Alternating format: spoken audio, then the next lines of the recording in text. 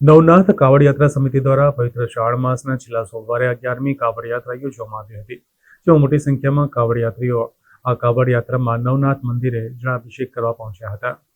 વડોદરામાં નવનાથ કાવડ યાત્રા સમિતિ દ્વારા એડવોકેટ નીરજ જૈનની આગેવાનીમાં અને દર્ભાવતીના વિજયજી મહારાજના નેજા હેઠળ 11મી કાવડ યાત્રા યોજવામાં આવી હતી।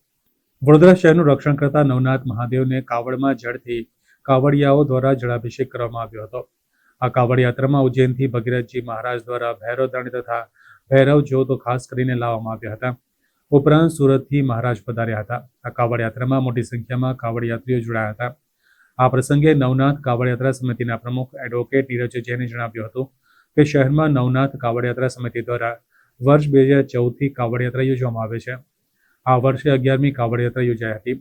વડોદરા શહેરના રક્ષક એવા નવનાથ મહાદેવની કાવડ યાત્રા શંખનાથ સાથે સિદ્ધનાથ મહાદેવથી પ્રસ્થાન થઈ હતી, જ્યાંથી રામનાથ મહાદેવ, ઠેકનાથ મહાદેવ, મોટનાથ મહાદેવ, ભીમનાથ મહાદેવ, કામનાથ મહાદેવ મંદિરથી કાશી વિશ્વેશ્વરનાથ, કોટનાથ મહાદેવ મંદિર થઈ કાવડ યાત્રા જાગનાથ મહાદેવ મંદિર પહોંચી હતી, જ્યાં સાંજે 7 થી 7:30 વચ્ચે મહાઆરતી યોજાઈ હતી।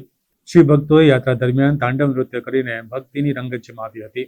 પરમ પૂજ્ય ભગીરથજી મહારાજ એમનું એવું કહેવું હતું કે નવનાથ મહાદેવ આખા વિશ્વમાં ખાલી વડોદરા શહેરમાં જ છે, તો વડોદરામાં આ કાવડ યાત્રા નીકળે છે નવનાથ મહાદેવની, તો અમારી એવી ફરજ છે કે અમે ભૈરવ દંડ અને ભૈરવની કાળ ભૈરવની જ્યોત એ લઈને અમે પણ કાવડ યાત્રામાં આવીશું। એટલે ઉજ્જૈનથી આવી ગયા છે, જેને પણ નુકસાન થયું છે પરમ કૃપાળુ પરમાત્મા નવનાથ મહાદેવ આ બધાને જ એમની નુકસાની ભરપાઈ થાય અને સાથે સાથે આગામી દિવસોમાં વડોદરા શહેરમાં કદી પણ પૂર ના આવે ને લોકો હેરાન ના થાય એવી દૈવાધિદેવ મહાદેવ આપણા સૌના પર કૃપા કરે, એ જ મહાદેવના ચરણોમાં પ્રાર્થના।